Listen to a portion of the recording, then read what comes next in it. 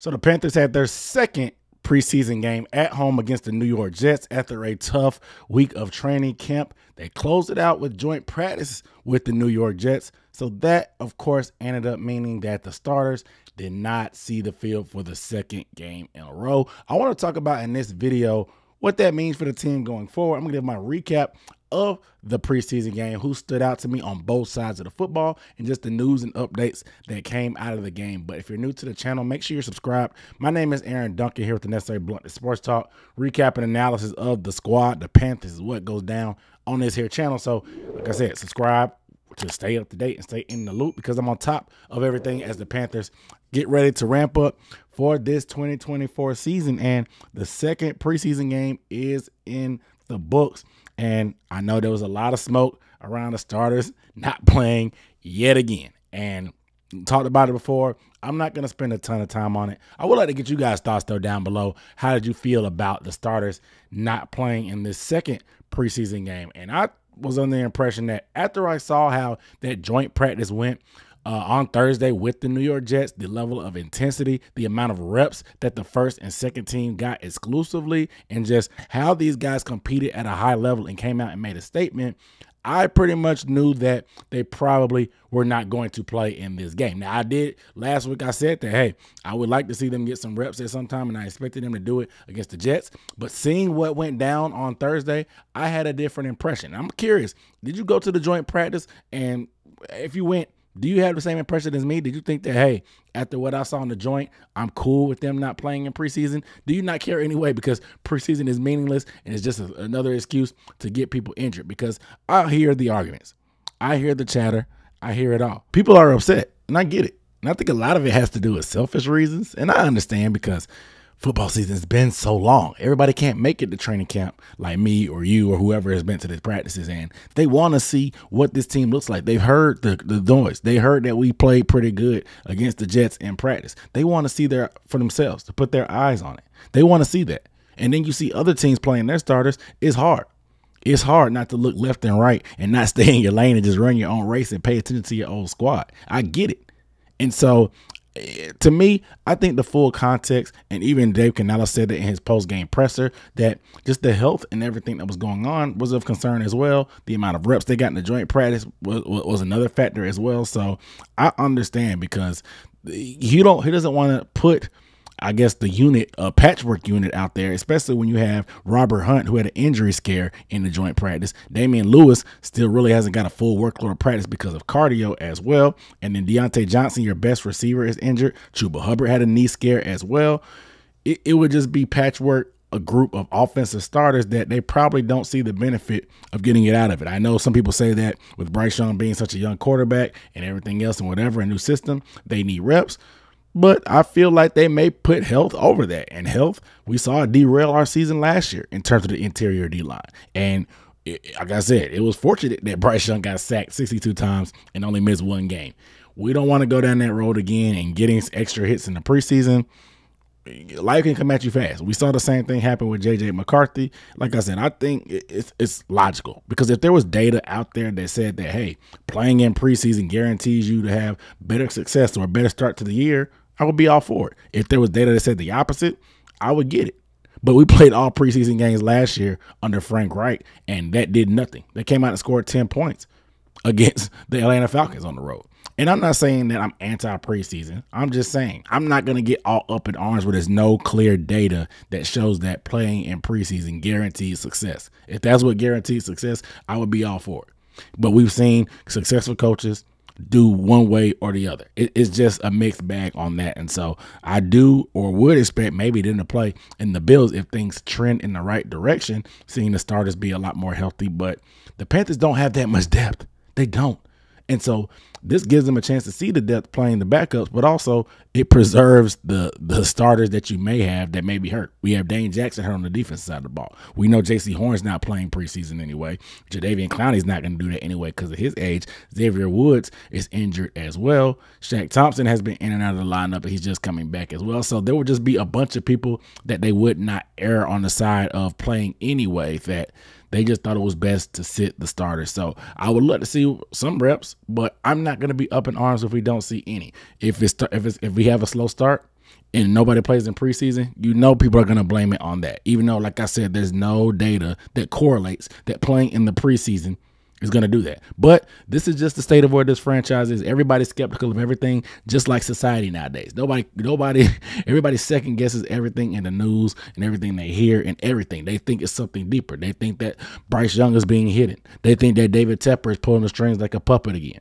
They think that we're just scared because we don't know what's going to be. It's just all kind of stuff that's not rooted in anything legit, and it's really head scratching, but I know where we are as a fan base, so I just keep it pushing ultimately on that front. But let's talk about who stood out in this game, particularly on the offensive side of the football, because finally, with some decent weather, even though it was Jack Plummer at quarterback, we still got a chance to see some people get some opportunities, a lot more this week than we did last week. And so the weather was better. Like I said, no rain or anything in Charlotte this time, but I did like to see that Jonathan Mingo and Terrace Marshall Jr. parlayed their successful joint practice into some decent opportunities during the game. Now, the stat sheet may not say what it should say, but we know that Mingo had a screen pass where he reversed the field, looked very, very explosive after the catch, and it got called back. But this is what we didn't really get to see from Mingo last year. There wasn't really many yak opportunities for Mingo, and that was one of the selling points with him being a bigger body wide receiver. But this is one time we got to see him be explosive, reverse the field, have some speed. Yes, it's against some backups, but this is something that we've never seen out of Mingo in his days as a Panther. So to see he has that in the bag, the North remembers, even though it might have got called back. But TMJ also called an out route that was pretty nice, had a nice little slant route to move the change, looked fairly confident there. There was even video of him having his arm around Coach Dave Canales. Everybody's talking about he's definitely making the team now just because he seems to have that rapport and that relationship with Dave Canales. But it's just good to see, like I said, our big receivers play like big receivers. And Terrace Marshall Jr. is the biggest receiver we currently have outside of Michael Stratton that we expected probably to make the team. And bigger receivers have had success under Dave Canales, so it just makes sense. And I know TMJ has kind of rubbed a lot of fans the wrong way, but if I'm here for redemption. I'm not going to hang my hat on it, but I'm here for a TMJ redemption if that's what this is trending toward. We'll see if it carries over to the regular season. And both of them only played the first half, so that should tell you a lot about their status as well. Not so much as Mingo, but more so of TMJ as they continue to make decisions on this final roster spot. Our rookie tight end, JT Sanders, also had an opportunity to finally flash and get the ball in his hands. This is the first opportunity we get to see them in action do that. He caught a nice little leak out delay on a play there, and I really like that because that's the type of plays you want to get your young tight end. Get him something easy, fake the block, and then release and get into the flat. Just get the ball into his hands. Yak is the key for him as you continue to bring him along a little bit slow, but that's what he does. He was able to kind of drop his shoulder on the cornerback and look pretty nice and physical, was able to move the chains just to see that athleticism in open field felt pretty good. He had another catch a little bit later in the game as well, and a nice little hook pattern that he caught. So really getting to see our rookie JT Sanders do his thing out there. I really liked it. In terms of blocking, the effort looked good out there. He left some to be desired in terms of the effectiveness of those blocks, and I'll break that down a little bit more in my film breakdown this week. But the effort is half the battle. Now, let's work on your leverage. Let's work on you getting more physicality. Let's work on you actually making more effective blocks to help plays develop a little bit more. And like I said, we'll look at it a little bit more, but I want to see that next step for JT Sanders. At running back, Mike Boone got the start, and number 34, Mike Boone got the start last week with the lion's share of the carries. Another effective day for him. Wasn't pretty at times for Mike because of, you have to expect that with some of the guys we have at offensive line. Like a chunk of those guys have only been here like 2 or 3 days. So kudos to them for even being able to be out there and be effective. But you saw the elusiveness, you saw the explosiveness on some of the runs, using the stiff arm and cutbacks from Mike Boone. I really like Mike Boone's game. But the other running back who really caught a lot of the fans' eyes is Dylan Johnson. Now, Dylan Johnson was an undrafted free agent. He was picked up by the Titans originally, but he was cut after the spring, and the Panthers picked him up earlier in camp. Just because obviously Brooks is out and they were kind of just churning things over with Jaden Sheridan, who we picked up as an undrafted free agent, being released. It opened up a spot for Dylan Johnson, and they really had started to force feed him opportunities in practice, and you saw that coming to the game. He pretty much had the whole second half, and he has a different style of runner. He's a very, very bigger back. Played for Washington Huskies, who went to the college football playoff last year, but had some injuries, so it limited his effectiveness down the stretch, and probably is what caused him to go undrafted. But he offers that size combination, and you saw some explosiveness last night from him to really get downhill on certain runs, cap the night off with a touchdown as well. Like I said, this guy has a rugged style of running that's a little bit different from some of the other guys on the team, and I'm just not sure what the future looks like for Dillon Johnson here as a Panther, but I think he's making a great case for himself because of his uniqueness to our running back room and just how he was able to do it down the stretch. Man, I really like Dillon Johnson. You guys let me know how you felt about Dillon Johnson, the running back who kind of finished things off with the long run, and they gave it to him again on the 1 yard line. He was able to score from about 1 yard out to cap off that night as time expired. But the offensive line, like I said, I got to take my hat off to some of these guys, the guards. They haven't been here but a few days. They were end up having to learn the playbook almost overnight and was able to be fairly decent. There were some sacks given up. The running game wasn't pretty, but to be able to make it through a NFL game with patchwork guys, it says something. And my main point was just Ricky Lee at tackle. Ricky Lee started at right tackle, gave up a sack. Didn't have a great night overall, but you can just see the difference in comfortability from the left and the right from Ricky Lee. Ricky Lee is a career left tackle in terms of what he played in college, what he was doing last year with the Panthers in preseason as well. But they're trying to make him be good at both spots so you can save spots and be a swing tackle. He's just not there yet in terms of the right side, and it's just a world of a difference from you can see from left and right. So we'll see how those things shake out. But some guys, man, ISM, and this is something that I really hate to say because I am a big ISM guy. When we made the trade last year, I was very excited to see his skill set in the preseason that he had last year with the Chiefs, just the route running, the ability to get downfield and stretch the field, and just the long speed and quickness. And he was a gadget guy for us last year and very effective. Even had a great punt return last year as well for a touchdown. But this year is different. We know it's a new coaching staff. They got him a lot of plays yesterday. He hasn't really had the opportunity to shine and show his skill set yet. And I'm nervous that he could be in danger with such a competitive wide receiver room. I know he handles the punt return duties, but I would probably need him to see him flash in the return game or the passing game just because there's other competition. And I think that he hasn't been deployed per se like he should. That wide position in this offense, which is the slot guy, bridging pretty much the backup for Adam Thielen, they don't go downfield that often. And that's really ISM's specialty. His route running downfield, the post, the corner routes, the go routes down the seam. That's what made him attractive to the Panthers last year and make them want to trade for him. He just really hasn't got those opportunities to get downfield, for one. But two, we don't really have the quarterback to be able to facilitate the ball to him in those scenarios. So I'm really feeling nervous for my guy because the opportunities haven't really been there to showcase what he does best. And nor do I know if the system is really for him to showcase those skill sets, because a guy like David Moore, who's made plays in practice and is a gunner on special teams,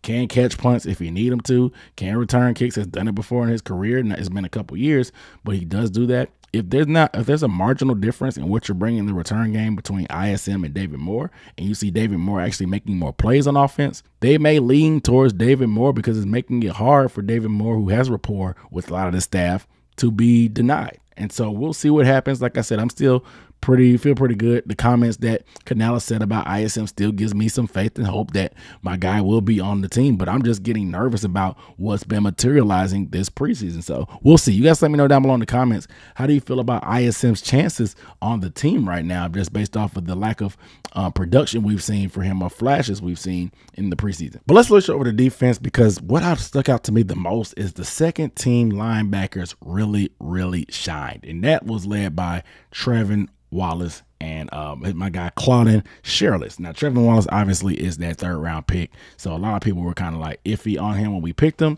I was like, because I didn't know much about him, but he flew around. He was everywhere making plays last night. And I know we've been talking about and heard that he just needs to diagnose, run, and react a little bit better than what he has. And it's just going to come with experience. He hasn't seen a lot of the stuff that he hasn't seen. So once you start seeing it more, you can diagnose, you can read and react, you can play fast. And that athleticism, that running hit factor that he brings to the table can really, really stick out more. And you saw it last night, running sideline to sideline, showing that speed, had a couple solid stops. It'll be interesting to see. Of course, he'll be on special teams right away, but how they try to ingratiate him into certain packages. And if they do that, obviously we have a solid combo with Shaq Thompson and Josie Jewell, so I don't expect them to have to force him on the field, nor do I think he's ready for that anyway. But I would love for them to try to find a way to try to get him on the field at some point, whether it's rushing the quarterback or whatever. This guy, he looked like he was gaining some comfortability last night. I would love to see him for at least next week, get some more reps as well. But I'm really excited. Now, of course, Claudin Sherrills, he had a little bit more pep in his step, a little bit of pop. I saw that he was getting downhill a little bit more than Trevor Wallace, in my opinion. He was making plays too, just flying all over the field. Love to see that backup combination doing their thing with physicality. Now, Tay Davis, he was making plays as well, but he ended up getting hurt with a foot injury, ended up leaving the game on the cart, so that'll be something to monitor. He has been a special teams player for us. The next thing that stuck out was the D-line familiar names was doing their thing. Now, TJ Smith is a guy that has been running with the second group at times in practice. He had a sack last week with the Patriots, another sack this week with the Jets, also had a pass breakup at the line of scrimmage, just filling up the stat sheet, making his presence known. Haven't been a ton of sacks for our team, but TJ Smith has been that guy that has him in back-to-back games, and I think he's pretty much locked up himself a spot on this team. This guy was picked up off the streets from Minnesota earlier this year. I think it was in May or so, and now he's pushing. Maybe Jaden Crumedy, who's injured right now, may end up making Crumedy get hurt, and they try to bring him back later on IR just because TJ Smith is making a name for himself. He's been making splash plays across that D-line, and when you make plays, you get opportunities. Like I said, if you ball, you get the call. That's pretty much what it comes down to, and TJ Smith has really done that. Like I said, he's been rotating, but we'll see what happens in terms of that going forward. But I pretty much think he's a lock for the team at this point just because what he's been able to do. Now, from last year's class, it kind of been overall pretty forgettable, but a lot of these guys are stepping up. I mentioned Jonathan Mingo stepping up. We're hoping Bryce Young has that step forward. Jamie Robinson is a guy that we thought was in trouble. Some people thought was a potential cut guy, surprise cut. This guy was all over the place making plays last night. This dude was playing with reckless abandon, the same type of reckless abandon we saw from him in college. This level of physicality, the hitting. He was hitting quarterbacks, receivers, running backs. This dude was just flying around, man, getting his nose in there, man, being very, very feisty. He actually led the team in defensive snaps and tackle. So he was just all over the place, man. And like, you could not watch last night's game without seeing Jamie Robinson multiple times. He could not be ignored. That's just the level of effectiveness that we saw. And this is what we thought we were getting from this type of guy when we drafted him, just feistiness and being able to fly around and be physical. Had not seen that much, especially last year. It's just amazing to see what happens. Last year, we saw in preseason, he was kind of lollygagging, and we were questioning his effort. And that's what soured a lot of fans, because his effort on one play or a touchdown run that happened, I think it might even been against the Jets. But to see him this year against the Jets, flying around and do everything, the contrast is everything. And I'm good. I'm good with giving guys credit when the credit is due. I'm not afraid to just to backtrack. I don't even call you backtrack, but to give guys a shine and recognition that they deserve, because I like being wrong. When I'm not dug in on my takes. If I'm writing the guy off, if he wants to prove me wrong, I'm all for it, because that's going to benefit the team. I don't really care about being right or wrong. I want to see these guys do well, so I'm more than happy to give Jamie Robinson his flowers for that game last night. You want to see this continue, and we'll see what happens with his future, because he's playing that nickel / safety, and we know it's been very competitive at that safety spot, especially with this guy that's undrafted free agent, Damani Richardson, who's had a hell of a week. He started the week off by picking off Bryce Young. Then he picked off Jack Plummer. He picked off Tyrod Taylor in the joint practices, and then he picked off Adrian Martinez in the Jets game. So we're talking 4 interceptions over the last 5 or 6 days. Undrafted free agent from Texas A&M, Damani Richardson, has really started to make a name for himself. He may be that undrafted free agent gem that we've been thinking about. I know a lot of you guys thought it was Jalen Coker, but Damani Richardson has made way more plays far and beyond than any other undrafted guy that we've had in camp. Now, does he make the team? We will see, because that safety room is super crowded, and not even including Sam Franklin, who's been hurt, but it's crowded. And this is probably easily the deepest team position on the team currently. So it's going to be very, very tough for Damani to make the team. But he's almost like a guy that the ball finds him. You kind of want to keep him around and see how he can develop, because that when you make plays, like I said, if you ball, you get the call. So Damani Richardson is a guy that definitely has my attention, and I'll be looking for him as I go through and do my recap and watch the game film. But Shaw Smith-Wade, another draft pick. He played inside and outside corner. Now, we thought they was going to be transitioning to nickel after what he did in the offseason is where he was drafted. But with the injuries to Dane Jackson, Lamar Jackson got hurt last night a little bit in the game. We just need answers at that outside cornerback position, and he's going to get an opportunity. He's used to playing outside from college, but he's just a little bit too small. So they put him inside, but get him. He actually played more snaps outside than inside, and actually had a decent play of defense in the end zone last night. So it'll be interesting to pay attention to see how this second cornerback position shakes out opposite of J.C. Horn. But from what I understand, Shaw Smith-Wade has an opportunity to be in the running for that spot. So we'll see. You guys let me know how you feel about Shaw playing outside corner more than inside corner. I want to get how you guys feel. But if you have any other guys that you thought stood out that I missed, let me know down below in the comments, man, if I missed anybody. But those are just the big guys that stuck out to me. But some of the notes that came out, Dan Morgan actually had an interview during the game, and he didn't really say it directly, but in more words, less words, whatever, he said that they're not going to overpay for anybody, and it just gave me the vibe that they're not going to chase after any significant vets for this team. They're kind of just roll with the punches with who we have, and that can be scary because we just saw Stephon Gilmore sign with the Vikings. It's just ironic that the day after Dan Morgan said that live on air, Stephon Gilmore signs with the Minnesota Vikings. So I don't know what conversations happened overnight. I don't know if he saw that and just went ahead and took that bag. But Carolina made an offer for Gilmore.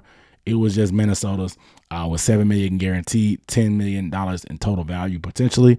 It was just too much for him to pass up for a guy who was looking for the money. Now the Panthers have to move on. Now they still have a need at corner. Had one before, but that lets you know that all the talk about them liking the guys that we have, they're still out there on the streets looking for somebody that could potentially fill that role. So that's something that we have to pay attention to.